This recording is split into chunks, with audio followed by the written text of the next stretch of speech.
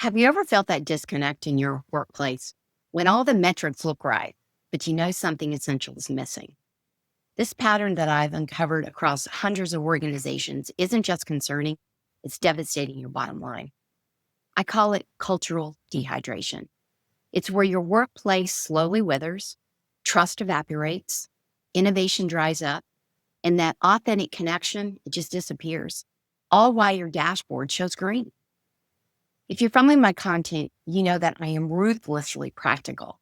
But today's different because I'm addressing the hidden crisis silently eroding your company's foundation. Here's what really should disturb you. Even organizations boosting impressive resource investments in invaluable perks often suffer the most profound disconnection. These external trappings create an illusion of health while masking the relationship drought beneath. The surface of resources, when this dehydration takes hold, the damage, it's immediate and it's measurable. Your best talent, it evaporates. Turnover starts to soar above average industry norms. Your productivity usually drops by about 25% as engagement starts to wither. Customer satisfaction, it plummets, which means slashing the potential of your profits nearly in half. This urgent reality is why I've distilled everything into my new book, Thirsty: Restoring Organizational Flow When Relationship Culture Runs Dry in the Workplace. But this isn't merely a book announcement. Over 8 weeks, I'm going to take you inside the transformation of Carrington Sons. Lessons that I've compiled from the most revealing case studies of my career. We're going to follow this methodical sequence because at Carrington, we discovered something shocking.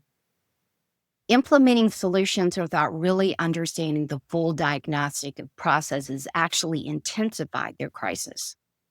Weekly, we're going to unveil those invisible warning signs currently draining your top talent and your profits, the hidden barriers that are suffocating genuine workplace connections and how to fix them, the breakthrough moments that transformed their team dynamics, and the trust foundation that accelerated their performance by 43%.